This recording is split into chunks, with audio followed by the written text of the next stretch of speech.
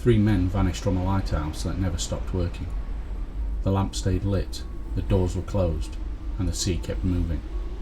When the relief ship arrived, there were no bodies, no struggle, and no sign of where they had gone. On a remote island in the Atlantic, something happened, and whatever it was, it left nothing but silence behind.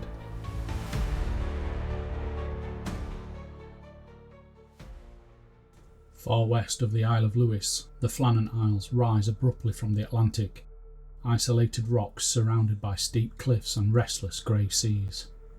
These lonely islands were long regarded with unease by sailors, their remote position and violent weather creating a bleak, unforgiving environment. In December 1900, the lighthouse on Eilean Mòr became the centre of one of the most puzzling disappearances in British maritime history. The Flannan Isles lie roughly 20 miles west of the Outer Hebrides. Small rocky outcrops exposed directly to the full force of Atlantic storms. Eilean Mòr, the largest island, was selected by the Northern Lighthouse Board as the location for a lighthouse protecting passing ships. Completed in 1899, the lighthouse tower stood high above the cliffs, where its powerful lantern beam warned vessels away from dangerous reefs. Life on Eilean Mòr was isolated and demanding, with lighthouse keepers spending long weeks together far from towns, families, and mainland routine. Supplies arrived by lighthouse tender when weather allowed, bringing food, fuel, letters, and occasional relief from the monotony of island life. Between these visits, the keepers followed strict routines, maintaining the lantern, machinery, and building through darkness, storms, and relentless Atlantic weather.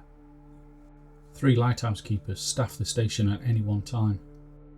Rotating watches saw the lantern remain burning through night, fog, and winter storms.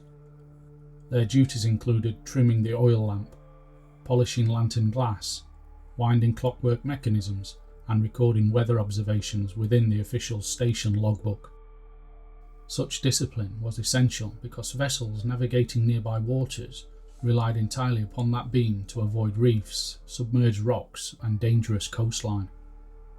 In December 1900, the lighthouse was staffed by Principal Keeper James Ducat, alongside Assistant Keeper Thomas Marshall and Donald McArthur.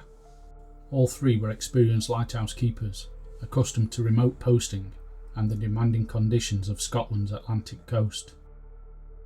Nothing within their service records suggested conflict, instability, or behaviour that might explain the mysterious events which soon followed. On the evening of 15th of December 1900, a passing vessel later reported that the lighthouse light was not visible from nearby waters. For sailors navigating dangerous coastline routes, a dark lighthouse represented both a serious hazard and an unusual failure within normal disciplined operations. At the time, however, the observation raised little alarm, and the vessel continued its journey through cold Atlantic darkness. Severe Atlantic weather prevented the scheduled relief vessel from reaching the island after it was reported that the lighthouse had failed to appear. Heavy swells and dangerous landing conditions forced the supply ship to delay its journey, leaving the lighthouse isolated for several more days. Only when sea conditions improved was the lighthouse tender Hesperus finally able to attempt the crossing towards the remote station. On 26th of December 1900, the lighthouse tender Hesperus approached Eilean Mòr carrying supplies, mail, and relief keeper Joseph Moore assigned to the station. As the vessel drew closer to the island, something immediately appeared unusual to the officers and crew watching the lighthouse buildings. No lighthouse keeper stood waiting at the landing platform, despite the ship sounding its horn several times across the cliffs. Under normal circumstances, at least one keeper would descend the steep path quickly to greet the arriving supply vessel at the landing platform. Instead, the cliffs remained silent, except for waves crashing violently against rocks below the exposed landing platform that morning. The absence of any response quickly convinced the crew that something unusual had already occurred somewhere on the island. Relief keeper Joseph Mòr volunteered to go ashore and climb the steep pathway leading upward from the landing platform towards the lighthouse buildings. As he approached the compound, an unsettling stillness surrounded the station, and no voices carried across the windswept island. Scanning the yard, pathways and nearby cliffs, Mòr quickly realised there was still no sign whatsoever of the 3 lighthouse keepers. The entrance door to the lighthouse living quarters was closed but unlocked when Mòr pushed it open and stepped cautiously inside. Inside the rooms appeared tidy and orderly, with no obvious signs of damage, struggle or disturbance anywhere within the station. Yet despite searching carefully through the building, Mòr quickly realised the 3 lighthouse keepers were nowhere inside the quarters. In the kitchen, Mòr noticed plates and utensils, arranged as though a meal had recently been prepared before something interrupted the routine. One chair stood slightly pulled back from the table, suggesting someone had risen suddenly and left the room without returning. These small details made the emptiness even more unsettling, implying the keepers had been present not long before Mòr arrived. Most troubling of all was the condition of the lighthouse lantern room, located high above the living quarters inside the tower itself. The powerful lamp that should have been burning through the winter darkness had been allowed to extinguish completely.